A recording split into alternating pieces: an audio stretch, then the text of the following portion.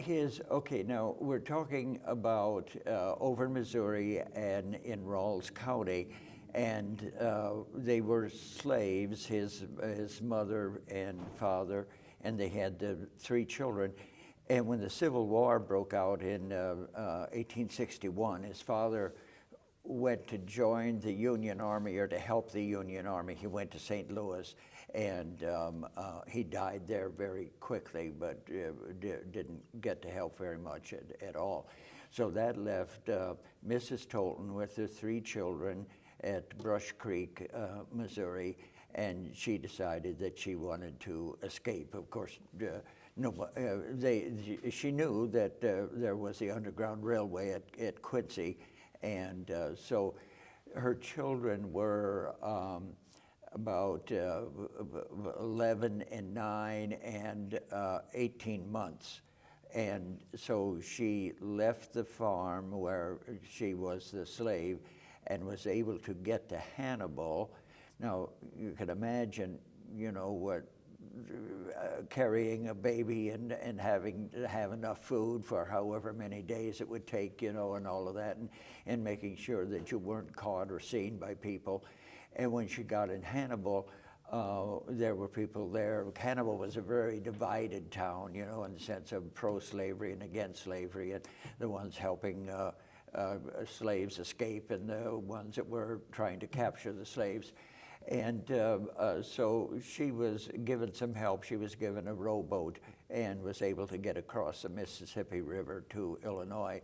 Then she was given some help in East Hannibal, given some food, and directed to Quincy.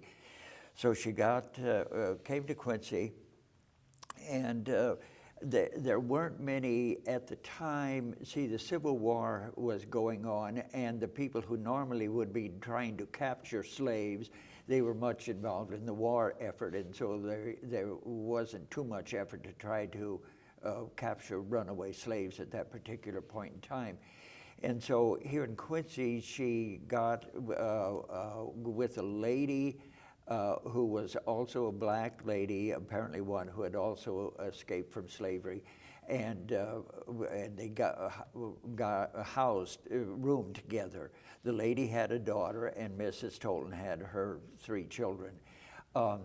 One of the ladies worked at night as cleaning offices. Mrs. Tolton worked in a tobacco factory making cigars, and then when Gus was old enough, he was also working in the factory, and she wanted him to get an education. And so she went to St. Boniface church and school, and the pastor accepted Gus as a student in the school. Now, but the parents, there had never been a black kid in the school before, and the parents objected very strenuously. Now, even in my day in Quincy, the public schools on the grade school level were segregated. There was a black school, and then there were the other schools. So, I mean, it was a common thing, the segregation. Well, at St. Boniface, the people objected so strenuously that the pastor had to ask Mrs. Tolton to take Gus out of school. And so just down the street at 8th and Main was St. Peter's Church and school, and that was the Irish parish. The pastor at the Irish parish was a very strong-willed man. He heard about the Toltons, and he said, "I'll take him in my school, and there won't be any problems. I'll see to it." So anyway, that's where Gus got his basic education. He was only able to go to school like 3 months out of the year. The rest of the time, he had to work in the factory to make money. And it was probably during the time when he was in his teenage years that he expressed a desire to become a priest. The Franciscans at Quincy University, they offered him education, you know, and he got some education there.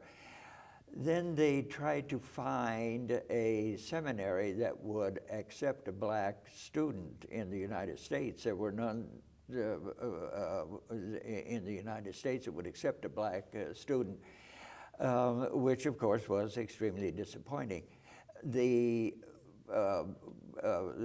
priest at Quincy University knew the head of the Franciscan religious order in Rome, and so he contacted him and asked him whether he could get Gus in the seminary in Rome, which the arrangements were made.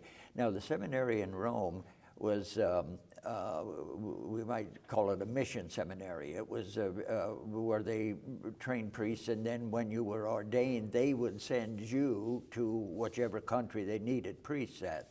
So anyway, he went to Rome. He got his, was there at that college for 6 years, fully thinking that he was going to be sent to Africa. And there were African students at the school, and so he got acquainted with the, you know, knowledgeable about the countries in Africa and things like that. And then it was on the night before his ordination that he found out that he was not being sent to Africa. He was being sent back to the United States, to his home diocese. And then when the bishop at the time was in Alton, and so anyway, he got assigned then to pastor a parish in Quincy. He had started, before he went to the seminary, he had started Sunday school classes for black children, trying to teach them more about the Catholic religion. So there was kind of a core of black Catholics in Quincy.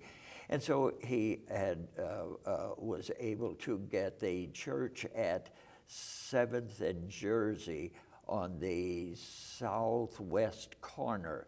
The church was still standing in my day, but it wasn't used for a church. It was used by a produce company as a storage, place for storage. Actually, St. Boniface Church owned that little church. It was just a block away. They had bought it. It had been a Protestant church, and then when it was sold to the Catholics, and they used that for their St. Boniface for their school while they were building a new school building. But the property still belonged to St. Boniface Parish. And so that's where Father Tolton then started the parish, named it St. Joseph's Parish for Negro Catholics. And well, he was, Father Tolton became quite popular. Apparently he was a good speaker. I've even heard, you know, when I was a kid, I would listen to old people talk, and they would talk about, well, you know, I went to confession to Father Tolton. He gave me such good advice. So apparently he was, you know, he was well liked. A lot of the white Catholics started going down to his church.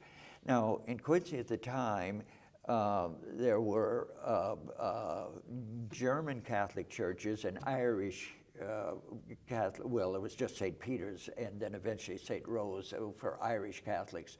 And then there was the Black Catholic Church. And so a lot of the whites started going down to Father Tolton's church. That upset the pastor at St. Boniface, said, we own that building and my people are going down there.